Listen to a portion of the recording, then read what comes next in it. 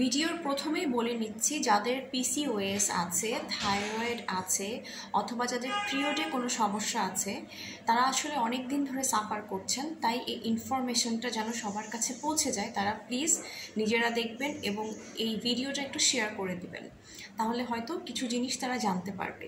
প্রথমেই বলি, যাদের পিসিওএস আছে বা যাদের ওটা না থাকলেও যাদের পিরিয়ডটা আসলে ইররেগুলার, তারা যখন প্রাথমিক পর্যায়ে ডাক্তারের কাছে যায় তখন তাদেরকে সাধারণত ওরাল কন্ট্রাসেপটিভ বা বার্থ কন্ট্রোল পিল দিয়েই তাদেরকে ট্রিটমেন্ট করা হয়। এখন আমি বলছি না যে বার্থ কন্ট্রোল পিল দিয়ে ট্রিটমেন্ট করার কারণে কারো রিকভারি যে ব্যাপারটা সেটা হয় না, সেটা অনেক মেয়ের হয়, আবার অনেক মেয়ের হয় না।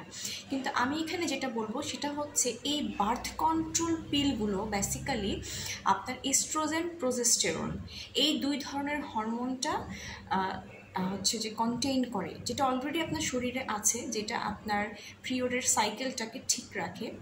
এবং এই পিলটা খাওয়ার কারণে এই যে আনন্যাচারাল উপায়ে যে আপনার ভিতরে এই হরমোনটা প্রডিউস হচ্ছে, এটা কি করে যে আপনার যে থাইরয়েড গ্ল্যান্ডটা আছে, ঠিক আছে, এখানে অ্যাটাক করে।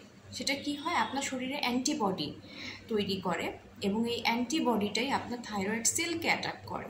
যার কারণে তখন যেটা হয় যে থাইরয়েডের অনেক রকম ফাংশন আছে আমাদের শরীরে, আমাদেরকে অ্যাক্টিভ রাখে, ঠিক আছে, আমাদের যেমন আমরা ভুলে না যাই, ঠিক আছে, দিনের কাজগুলো ঠিকমতো করতে পারি, এনার্জেটিক থাকি, বা আমাদের ইনসুলিন রেজিস্ট্যান্স, যেটা হচ্ছে ডায়াবেটিকের প্রথম পর্যায়, হ্যাঁ, এই জিনিসগুলোকে কিন্তু থাইরয়েড কন্ট্রোল করে।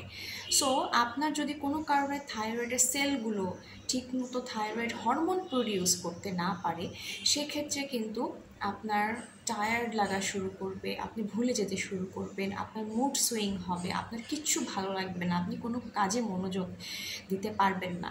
তাহলে এখন উপায় কি? যাদের পিসিওএস আছে অথবা যাদের পিরিয়ডটা রেগুলার না, আপনি বিশ্বাস করবেন কিনা জানি না, আমার কাছে মজার কথা আমি যেটা বলি, আমার কাছে এরকম অনেক পেশেন্ট আসে যারা আমার কাছ থেকে ডায়েট নিয়ে যেয়ে সেটা ফলো করে না।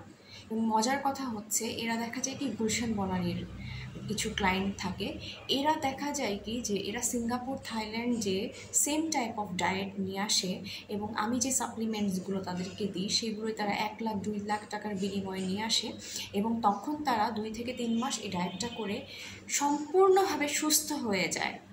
সো আপনারা দেশে যারা আছেন, আমি তাদেরকে বলবো যে কিচ্ছু না, এই অসুখটাতে আপনাকে শুধুমাত্র 6 মাস আপনাকে সময় দিতে হবে, নিজেকে ফাস্টিং করতে হবে, যেটা হচ্ছে যে আপনি 12 ঘন্টা থেকে শুরু করবেন ফাস্টিংটা, তারপর সেটা 16 ঘন্টায় নেবেন, তারপরে সেটা 18 ঘন্টায় নেবেন।